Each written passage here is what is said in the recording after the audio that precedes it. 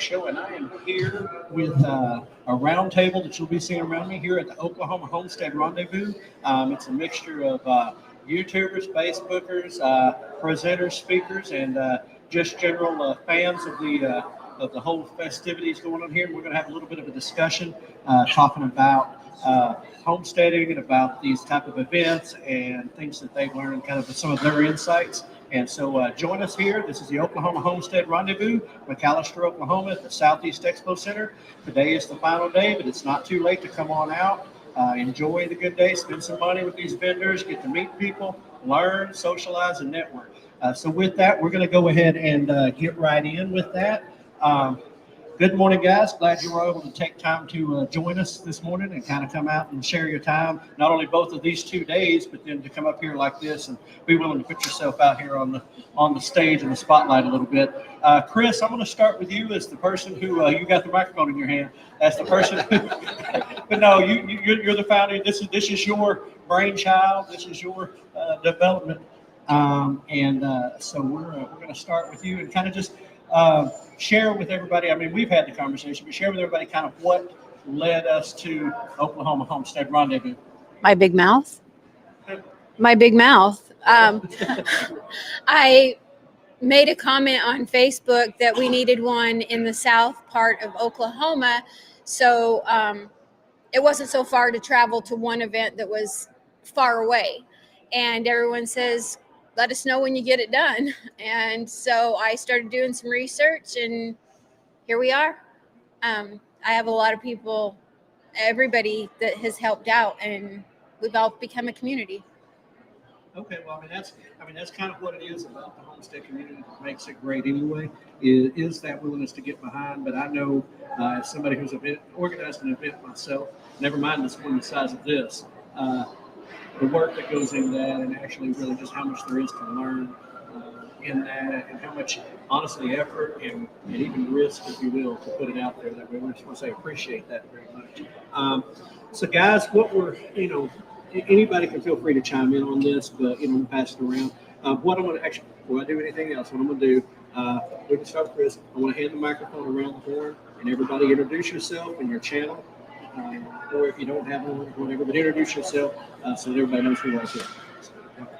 I'm Chris Thompson and Dodge Thompson and Hippie Cow Yay Homestead, life on the homestead with Hippie Cow Yay. Get these two.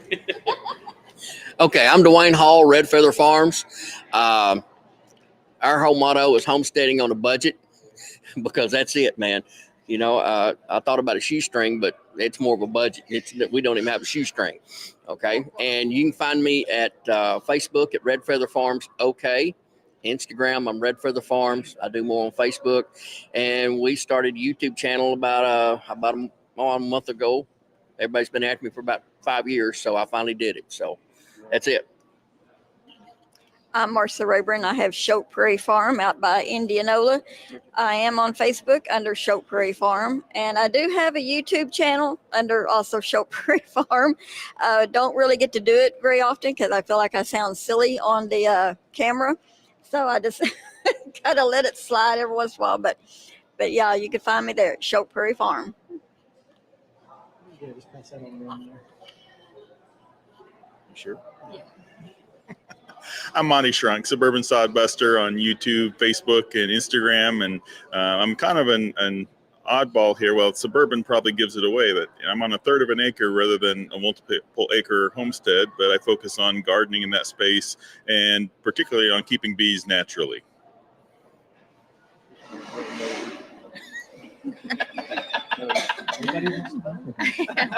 Hi, I'm Amanda and Colin Hardcastle, and we're with Hardcastle Lane and Cattle. And we're also here speaking about longhorns and why they're a good option for homesteaders. And you can find us on Instagram, YouTube at Hardcastle Lane and Cattle. And then on Facebook, we're at HLC Longhorns. And that's also, you can learn more about our store that we have on our farm. Hi, I'm Bridget Nichols. I am the owner of the pharmacy Farm2Table Market, which is a farm hub. Also founder of the Northeast Ladies Homestead Group and the Heartland Homestead Families, and also director of Prior Main Street. Oh, We're Cheryl and Danny Sherman, and we have Harmony Hill Homestead in near Ardmore, Oklahoma. We have Facebook and Instagram and a beginning YouTube channel. And ours is kind of learning and growing our community. We have learned that we have quite a few like-minded people in our area, and their skills come to our house and our skills go to their house. And so, that's kind of what this is all about, I think. And we have, I'm in third or fourth year gardening, and every year has been different. There has never been a consistent crop through the whole thing. Right now I'm booming in pumpkins, so who knew? But, we also have chickens, ducks, geese, and some cows, and several dogs and cats, and maybe a goat. Maybe. Before we leave here. I'm Lorraine Chiak. My husband and I live off-grid on 40 acres, and we have a YouTube, Bluff Creek Acres, and Instagram as well. I'm Donna and Greg Duncan from Duncan Family Farms, and we are just starting out on YouTube, and we are wanting to get familiar with people and start to build our community. And we have chickens, and we've been gardening, and like she said, it's never the same 2 years in a row, but we are enjoying it and loving it, and hope to grow a little bit and learn a little bit more every day. It's my turn. I'm Amy. This is Chris. We're from Leonard Mountain Homestead. We are on YouTube, Facebook, Instagram, TikTok. We love this community. This right here, this event is what it's all about. We're all in this together. So we're almost to our 1 year on YouTube, October 8th. So everything's brand new to me. So yeah. Thank you, guys.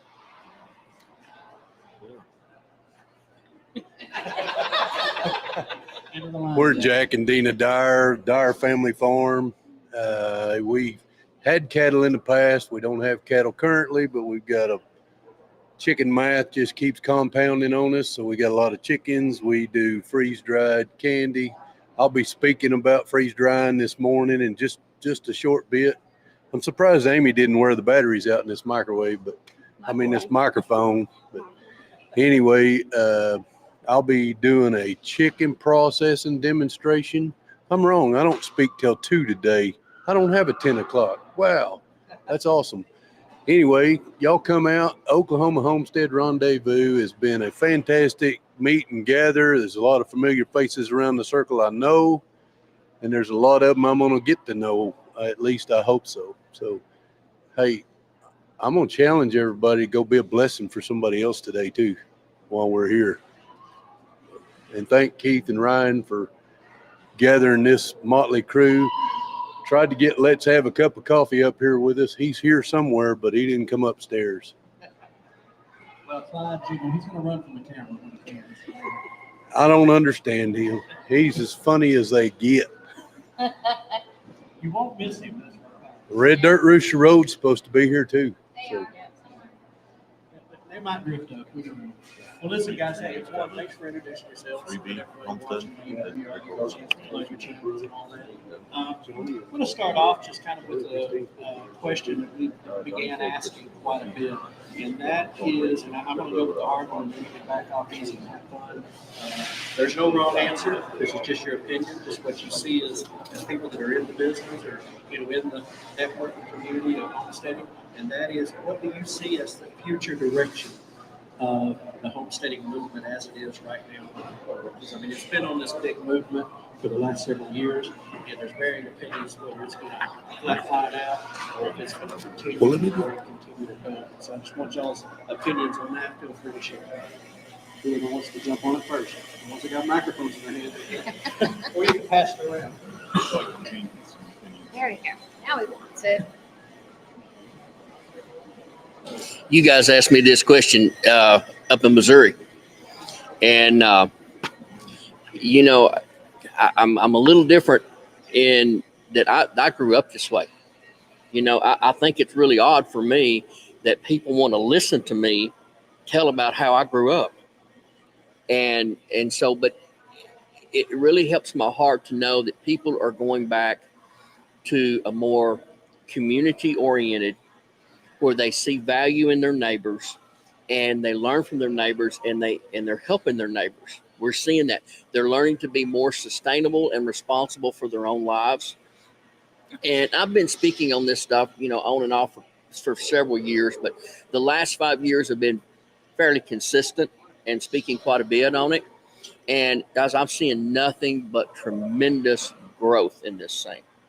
And I think this has hit a point right now that it can't be stopped. The momentum is there that will continue this thing on. And especially if you look around all the people here that are sharing what they know with each other and helping them, and people are getting out and finding out how much better they feel about their lives. And they're telling their friends and neighbors about that, and that's getting them interested, and their friends and neighbors are seeing them in their life, and it's motivating them to do some of those same things. So I think this is flatline. No, I think the momentum's here, and I don't think it'll stop. Anybody else got it? Who did it?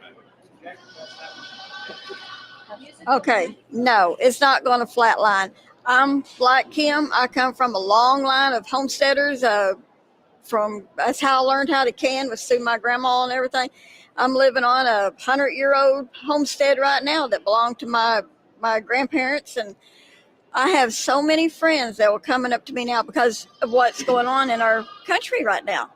So no, homesteading is going to grow, whether they live in an apartment wanting to grow a few tomato plants on their balcony, and then wanting to learn how to can that. So I have a lot of people messaging me or calling me or stopping me, and they say, "Hey, I know you can. Will you help me? Will you show me how to can?"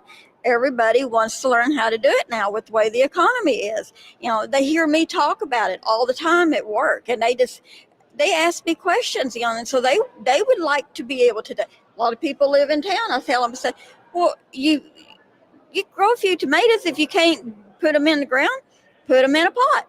You can grow vegetables. You can have a rabbit, or some will even allow you to have chickens nowadays. My daughter, she's got her little chicken coop. She's got some chickens from it because she wants eggs. She's got a garden. She's learning how to can. Everybody's starting to do it because of the economy. So no, it's not going to flatline. It's just going to keep getting bigger and bigger and bigger. I think as long as there are people out there that are seeing other families that have kids, and their kids are actually happy because they're playing in the dirt, because they're doing what we used to do, versus getting medicated in a different in the culture that's there, that's honored, that's offered to us. And myself, I've worked in healthcare for almost 30 years. I'm learning apothecary. I'm learning natural ways because I don't want that, and I think as long as there are people who are saying there has got to be something better than what we have, I think that it will continue to grow, because as we are the example, and our health is like, I was struggling, and I work in a hospital and in a setting, and half the people are out with COVID. I'm like, I got some fire cider. It'll hook you right up. And I'm not kidding, because I had a bad sinus infection, and I had, they're like, "Oh, well, you need this and you need this." I said, "I got what I need, thanks." But it works, and I'm not putting more chemicals in my body. So as long as those people can look at us and say, okay, they might be a little crazy, but their kids are happy. Their kids know something different, and they don't have to be medicated. I think that's kind of, and I'm not saying that children don't need medication. Please don't think that. That's not what I'm saying. I'm just saying that there is hope. There is something that you can do about the current situation.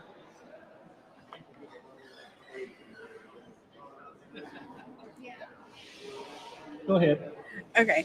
So I think it's also going to grow and continue. with our different homesteading groups that we have, we continue to see an influx of folks moving into Oklahoma, from different parts of the country. I work a lot with the Federal Reserve, and the Chief Executive Officer, Chad Wilkerson, who is over the branch in Oklahoma.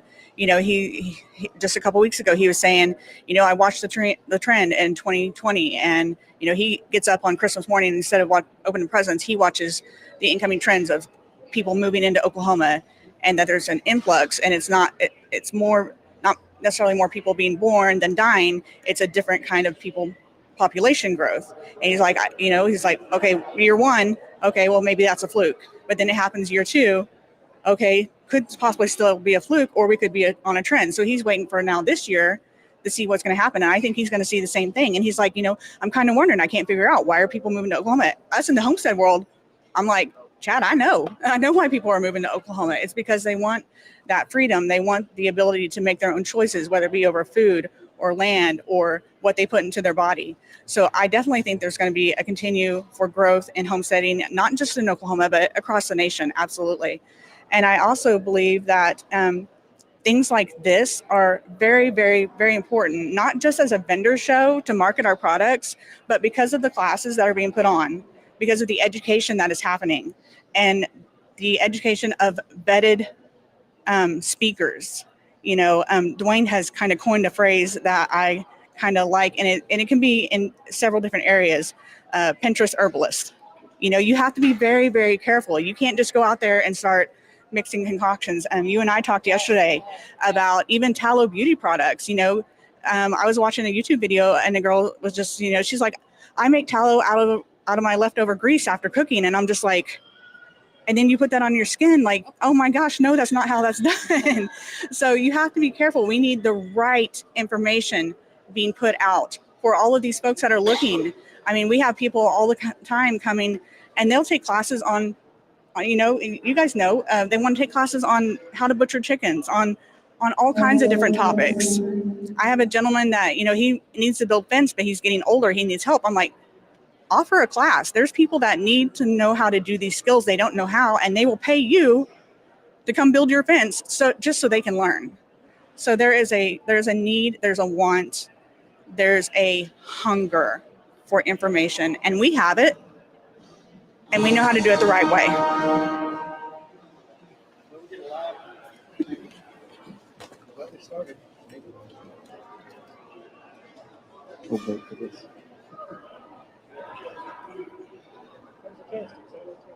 False alarm?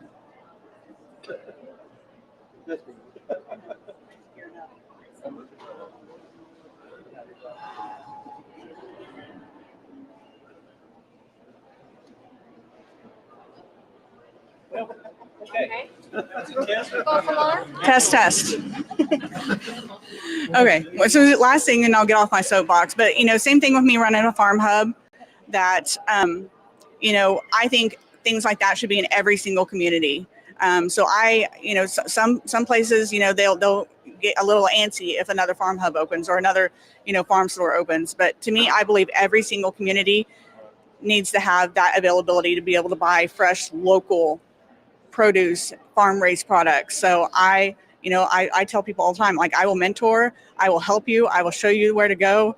I did it the hard way, so let me help you do it an easier way. So absolutely. That was going to be kind of my next direction was, because I know even where I live, the farmers markets are there, Mm-hmm. and those are great. I'm glad, but they're seasonal. You get them in Absolutely. good weather.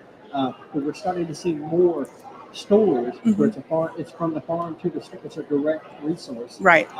And I know, like Amanda and them have a farm store on their farm. Right. And most of y'all raise some type of product. There's something that you do. I know mine is with his gardening, but his bees and his honey, and that, and everybody, and Dwayne does his stuff. And by the way, the fireside. Wow. Right. Yes. This morning, good stuff. And he's one of my vendors. But I haven't got brave enough to try the hot nasty yet. Hey, I'm a witness at the Ozark Homestead Festival last year. You know, I made the mistake. I bought some over-the-counter stuff for 3 days. I suffered and suffered and suffered. I went over to Dwayne. I'm like, Dwayne, do you have anything? He said, here, take this. Go away. I had friends with me. They watched me. They were with me and saw me suffering for those 3 days. I took a dropper full under the tongue. Within a minute or two, everything cleared up. It's amazing.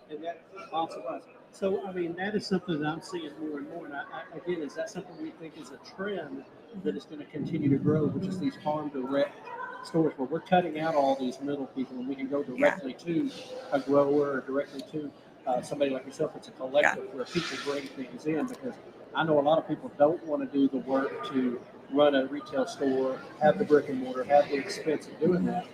So people like yourself and others that are doing that, is this going to be a continuing trend as well? I absolutely believe so. You know, down here in more of the southeast and south central, there's not as many. If you go onto the agritourism website through ODAF, they list all of the registered farm hubs. So there's not as many down here. Up in Northeast Oklahoma, there's a few more. And there's a lot of stores like farm hubs that are popping up. So I definitely think that that's definitely on a trend that I think will continue to increase. I think where it might become difficult is a lot of these places are opening up. They're not going through the proper channels to become a registered farm hub and be protected under the Oklahoma Department of Food and Forestry. So that leaves them susceptible to the department coming in and being able to shut them down. So while you're protected as a farm hub under ODAF, you can offer things under the Homemade Food Freedom Act. Whereas if you are not, then the health department can come in and say, nope, not going to happen. So people need to know, once again, education, know what resources are out there, because it's very, very, very easy and simple to open up a farm hub. It's a one pager. It's easy to do, but people aren't. So. Right, and that's what I was going to ask you. I know they have a farm store on the farm. That's different. That's So, different. you know, As long as it's on their farm, they can sell their products, but they can't bring other products in from other people. That's the thing. that's what I say. I was going to share. You know, I know we've talked about it on the show stuff, but if you'll share kind of for this, what the community around you, how that's worked for y'all guys on that store. Yeah. So yeah, that was a big, I guess, inspiration for us to have the store on the farm, was to help people be able to come to the farm and get connected back to their food, because there's so much, misinformation out there. People really don't understand what it takes in agriculture, and also just, the difference in what you're getting when it's buying direct from the farm versus what you're getting when you go to the stores. And we slowly started, doing direct to consumer. And then we had more and more people asking us about like beef shares, or do you do this? Do you do that? And we just started realizing how much, we just had an opportunity to, like how we said, help with education. And the city is coming. I mean, it's just where we just live right outside of Norman. And I mean, the amount of housing additions and everything that keeps coming up, I mean, the city is coming. And so we took that as an opportunity too, to go ahead and bring the city to us, instead of going, oh, we need to keep moving further out. We need to move further out. We're like, this is a great opportunity. Bring the city to us, allow them to understand, see where their food comes from, be able to see the difference, help them get connected to other local members in our community that are ranching, that have other products. And so we did go through all the steps, like through the health department and everything, to where, we have like our beef there. We have tallow products that's made from another local rancher in the area, and they use some of our stuff as well. We've got goat milk soap products. We connect with everybody, like with their eggs, and we've just really helped open up an avenue for other ranchers, farmers, homesteaders in the area to have someplace they can bring their food and be able to have that. And then the community knows that they can come here to our place as well. And then there's another store that's on the other side of town, Perry's Farm Market, that they focus more on produce. So we kind of work with each other, that our beef is there, we've got their produce coming here. So we're all able to kind of help share the wealth there. And it just helps our community be able to have better options to come than having to, even though we're only like 10 minutes to Norman, or like, 10, 15 minutes to Purcell, they can come to us and be able to get, good quality products. It's, fresh, they can trust where it's coming from. And it's just, I don't know, we've seen a huge difference with that. And also just people going, oh, well, I never thought I could do this or that. And so, yeah, the education side of it too. We're hoping by like next year, we can get more onto, I guess, like the agritourism side and have that to where we can be offering classes, you know, like goat raising 101 or, you know, like cattle stuff or, you know, be able to have people come in and be able to help with education for those that are moving out into our area, because even though there's the neighborhoods coming in, there's also so many families that are wanting to move out there and have a few acres for themselves to get away from, you know, living in the city and trying to be more self-sustainable too. Okay, well, I mean, that's a great thing. Which we're running out of time. We're getting up almost on that 10 o'clock hour, so we're going to have to try to get there. Jackie, hang on one side. Wait, we're going to add something. Well, I'm looking at this group, Right. okay? And guys, we are the pioneers that's pioneering this movement, okay? And I know it feels good to us. We're doing that, but let's also understand our responsibility to be able to inform people correctly and help those people to be able to do it correctly so that we don't hit those roadblocks and things happen. We all know, and we can ask each other, you know, we can have our own network. If somebody, you know, they do this, go talk to them. Okay. That's just like I learned about the American breasted chickens today. I'm like, this lady gave me all great information that we need to go from here. And we need to talk some more too. So, you know, I can carry that information back to some friends. So we're the pioneers. We're the ones responsible. And guys, you don't know how much all of us appreciate what y'all do. Well, you don't know how much we appreciate all of you. Thank you. I mean, this was her vision to get everybody together and try to make it as low cost as possibly could be. And that actually happened because of y'all. Because y'all were all willing to come out here and share what you know. Because like Dwayne says, the pioneers, but a lot of people don't know where to go to get that kind of information. And then they hit roadblocks and they stop and they go back to the city. Yeah, you know, they give it because it's hard. And it's really hard when you don't have somebody that's willing to say, hey, we got you, you know, and that's all of y'all that are doing that. So, and you say you appreciate what she's done and we've done or whatever, but the truth is it's what y'all have done. Yep, all of y'all exactly. have done. This thing is working because of y'all. And as far as flatlining, I think this thing next year will be so big that, I mean, because people want control of their lives and what's happening in their own situation. And we've gotten so far away from what it used to be to the point where we don't know where to go to find out. So this is what this is about. This is what she wanted it to be, and it's because of y'all, and we really do appreciate it. I'm going to ask one question. I'm going to ask it out of this corner over here. I mean, we all got channels and stuff, but as far as just quick success in the social media world, right over here is it's happening. I mean, I'm saying, and what I want to ask is this, because I know we've experienced it ourselves with our own channel, and I bet every person here has experienced it in some way. And that is the fact that, you know, social media, while we use it, isn't always friendly to our message. It isn't always friendly to what we're putting out. So, you know, what are some, you know, ideas? I mean, as all of y'all who, you know, with Instagram and all these different places, you know, what's the future of this look like as that begins? Are we going to have to go somewhere else? Are we going to have to create our own? Or are we going to have to, you know, just be so big that they can't suppress the message and they can't pull us back? And you've had a rapid growth in a short amount of time. Yeah. Okay, so hold on. No, what's worked for us is just getting it out there. And there are some people that do not like what we're doing, but it's us sticking together that is going to help this community stay together, you know? And like I was telling y'all earlier, it's not just homesteading, it's prepping, you know, because canning, we're all in this together, you know. As long as we stick together and we push each other to keep going, you know, it's gonna stay. It's the community that makes this a success. One person doesn't have to be. Yes, it's not just one person. It's all of us. If we stick together, we Yeah. already are that big. just keep doing it. I appreciate that because that actually really kind of hits that point, and we were already talking about it of what the community means. Yes. I know, for Keith and I, we couldn't do this if y'all didn't exist. I mean, that's just simple as it is. It'd just be me and him sitting there talking to each other, which we've done for years, but. There's an audience for that. Somebody would listen. About 40 people listen. And this is true. Before we stumbled across the homesteading community, and we were just talking politics.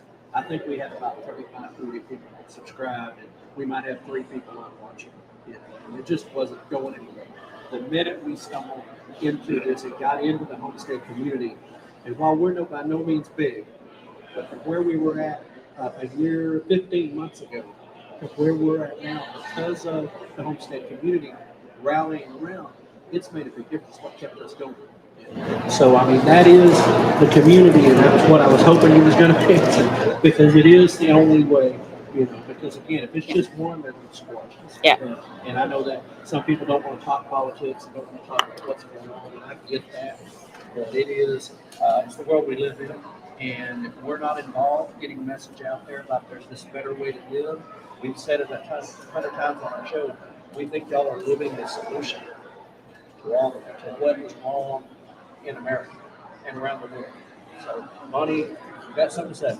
I'll try to be real quick because I know we're short on time, but just one thing I wanted to throw out there is I know sometimes it can be as you're getting ready to make a video or post a video or put a message out there, it can be kind of scary if you feel like your message is somewhat controversial and there may be a lot of pushback on it. But, if you know that your message is good, if you know that it's going to help somebody, put it out there. And from a channel perspective, I'll tell you that sometimes the controversial messages are the ones that blow it out of the water in terms of, people watching, people engaging, people interacting. So don't be afraid. If you know the message is good, you know the information is solid, don't be afraid to put it out there. That's good stuff. I appreciate that. I think that the reason that like your channel is so fast and everybody's is doing like that, and even y'all, is because people that aren't homesteading, they're looking for something better. You know what I'm saying? It's not like it's just some fad thing that's come along. There are people out there that want to learn about this because they don't like what they're doing now and what's going on now. And that's why it's raised such a big stir, and YouTube is full of this now. And there's a reason for that. It's because people want to learn it. People are interested. Even people that never thought they'd ever see the country, and it doesn't have to be the country like we talked about. It's something that has really sparked attention and piqued people's curiosities because they know they want something different than what's going on right now. And like he said, y'all are the ones that are pioneering it, and they're looking to because they don't know. And so I think that it's just going to get bigger and bigger. It's going to snowball. Hippie cow yay. What do we get? I just said hippie cow yay.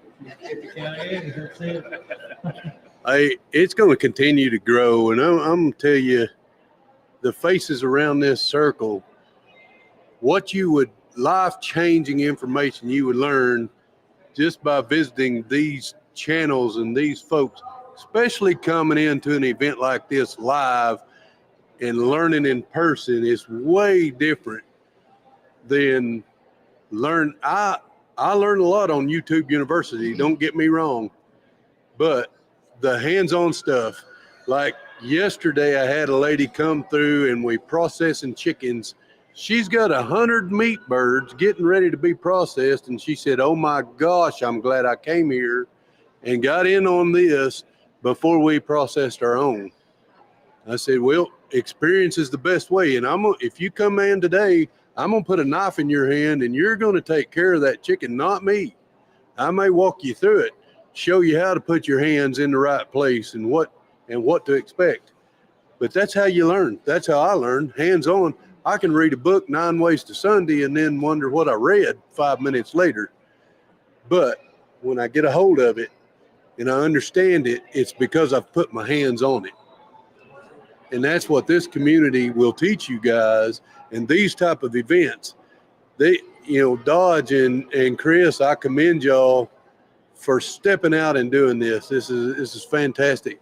Guys like Dwayne, I took the fire cider this morning, y'all, and I feel better. And another drop of something, I don't remember the name of it. Teasel. And listen, and then I put some stuff on some scars where I fell in the parking lot, y'all. I don't always look where I'm going, and sometimes I wind up horizontal, and that's not a good thing. Bubble wrap wouldn't hurt, right? But this is where it starts. This is where I see our future in survival in the world we're facing. So, Pass that to Lorraine so we can get some thoughts from Lorraine. He was talking about being here. The biggest advantage, I think, for being in a expo or something like this is that with all of us around, you come to these classes, it's hands-on, and you can ask questions. When you're watching a YouTube video or something on TV, you can't ask that person questions. We do rainwater, and we did our class yesterday, and then we had people standing around for 45 minutes still asking us questions afterwards. And we are here to do that. That's why we're here, is to teach and educate.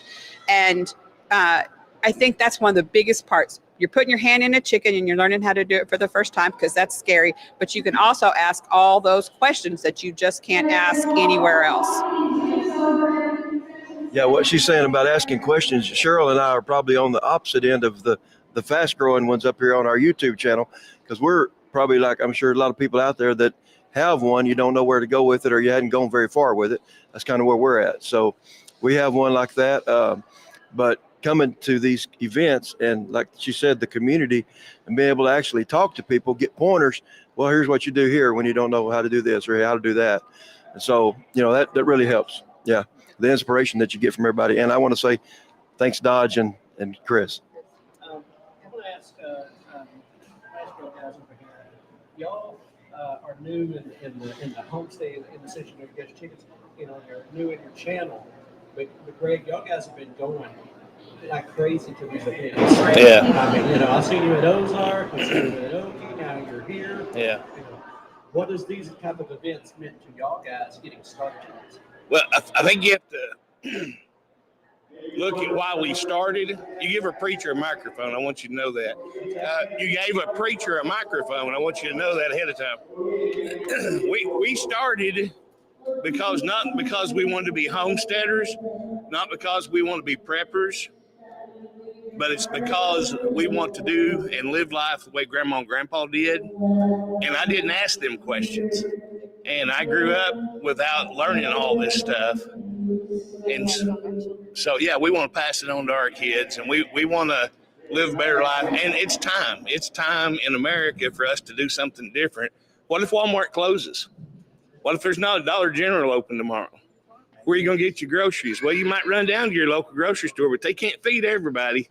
You better be ready. And I'm not being radical about that.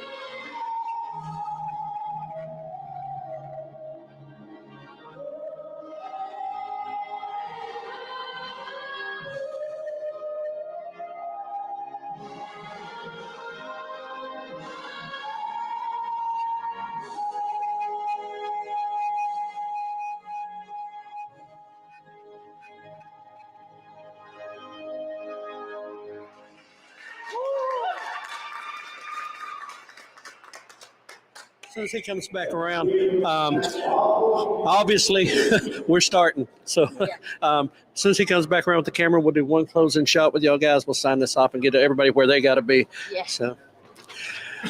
All right, everybody, this is Ryan with the Farm2Table Direct Show, and I hope you enjoyed this little bit of time as much as I did, as much as Keith did, sitting down with these great people that are here at the Oklahoma Homestead Rendezvous and are out there on YouTube, Facebook, Instagram, all the social media places. Go out and find them. The wealth of knowledge that is gathered in this circle right now, you cannot find anywhere else. But except for a live event like this, to have them collected. I want to thank each and every person here that participated in this. Thanks to Dodge and Chris and Hippie Kaye for putting this on. Thanks for everybody here that came and participated as volunteers, as vendors, and as speakers. And folks, today's the day. You can come out, you can meet every person here, you can learn from them, you can experience this firsthand for yourself. It's not too late to get on out here to the Southeast Expo Center today. And again, thank you so much. This is what is going to save our country. And so as we say here at the Farm2Table Direct Show, prepare for the unexpected and keep it local.